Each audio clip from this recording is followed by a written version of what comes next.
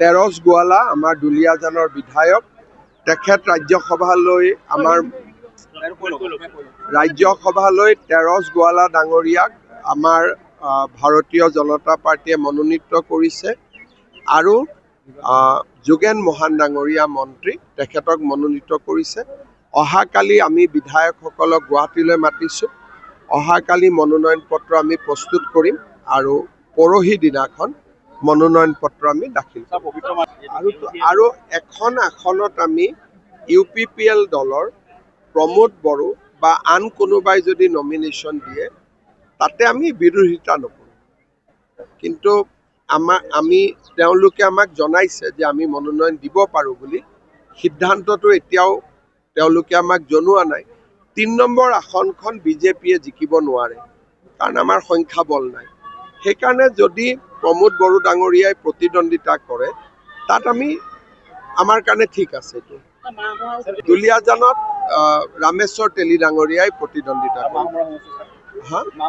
মাহমৰাত কোনোবাই হ'ব, কিন্তু দুলীয়াজানত মই যিমান দূৰ বিশ্বাস কৰোঁ আমাৰ তেৰছ গোৱালাৰ জেগাত ৰামেশ্বৰ তেলী ডাঙৰীয়াই তাতে প্ৰতিদ্বন্দ্বিতা কৰে।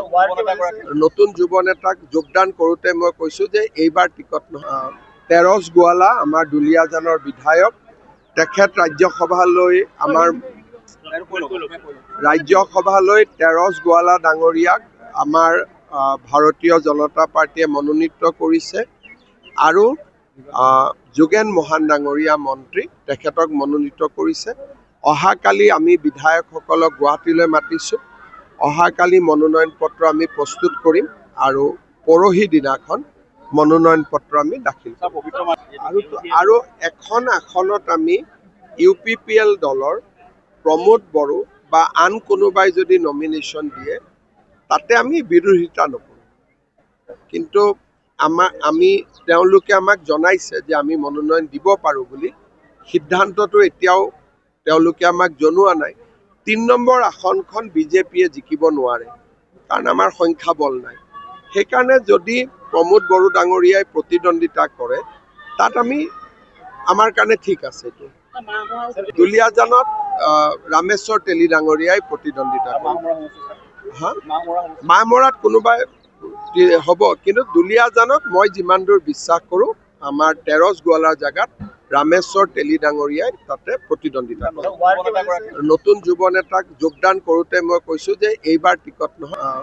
তেৰছ গোৱালা আমাৰ দুলীয়াজানৰ বিধায়ক তেখেত ৰাজ্যসভালৈ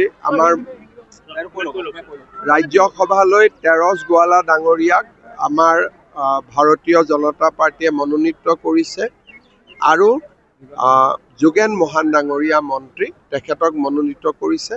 অহাকালি আমি বিধায়কসকলক গুৱাহাটীলৈ মাতিছোঁ। অহাকালি মনোনয়ন পত্ৰ আমি প্ৰস্তুত কৰিম আৰু পৰহি দিনাখন মনোনয়ন পত্ৰ আমি দাখিল কৰিম।